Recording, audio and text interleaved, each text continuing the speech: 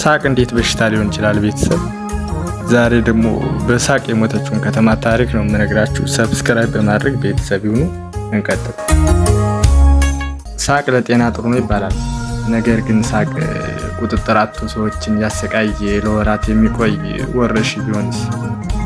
በ1962 በአሁኗ ታንዛኒያ የቀድሞ ታንጋኒካ ውስጥ የተከሰተው ነገር ግን ይህ ይመስል ነበር።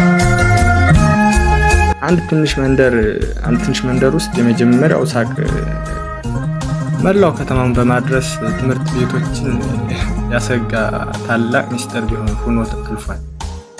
ለመሆኑ ይህ እውነተኛ ታሪክ እንዴት ሊከሰት ቻለ? ከመጨረሻው ተከታተሉ።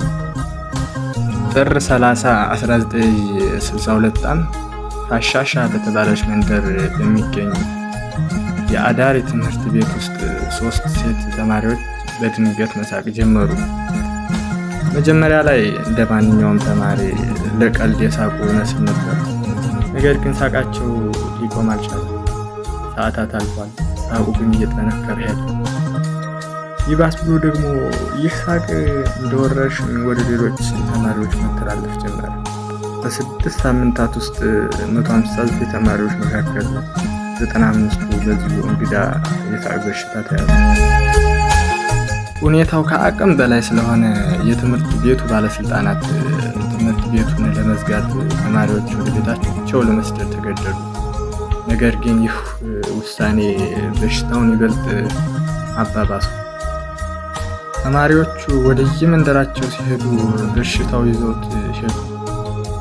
አሻምባ በተባለች አቅራቢያ ባለች መንደር ውስጥ በሺዎች የሚቆጠሩ ሰዎች መሳቅ ጀመሩ። ይህ ሳቅ ተራ ሳቅ አልነበረም።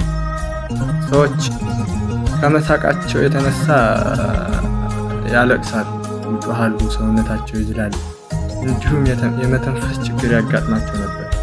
ወረርሽኙ ከአንድ ትምህርት ቤት ተነስቶ 14 ትምህርት ቤቶችን እንዲዘጉ ምክንያት ሆኗል። ከ1000 በላይ ሰዎችን አጥቅቷል። ዶክተሮችና የስነ አእምሮ ባለሙያዎች ወደ ስፍራው በመጓዝ በውሃ፣ በምግብ ወይም በባክቴሪያ ምክንያት የመጣ በሽታ እንደሆነ መረመሩ። ነገር ግን ምንም አይነት አካላዊ ወይም የባዮሎጂካል ምክንያት ሊያገኙ አልቻሉም። በመጨረሻም ሳይንቲስቶች የደረሱበት ድምዳሜ ይህ በሽታ የጋራ ስነልቦናዊ ቀውስ ይባላል። ታንጋኒክ በወቅቱ ገና ነፃነቷን ያገኘችበት ወቅት ስለነበረ በትምህርት ቤቶች እና በህብረተሰቡ ውስጥ ከፍተኛ የአእምሮ ውስጥ ነበረ። ይህ ከፍተኛ ጭንቀት ደግሞ በሰዎች አእምሮ ውስጥ ተከማችቶ በሳቅ መልክ በጋራ ፈነዳ።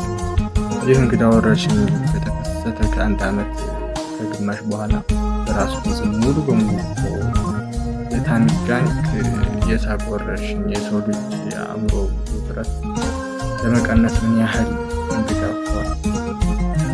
የሆኑ መንገዶችን እንደሚጠቀም ያሳየ ትልቅ የታሪክ ማረጋገጫ ሆኖ ይኖራል። እናንተስ ለዚህ ታሪክ ምን ታስባላችሁ? አስተያየታችሁን ኮሜንት ላይ አስቀምጡ። ቪዲዮውን ከወደዳችሁት ላይክ እና ሰብስክራይብ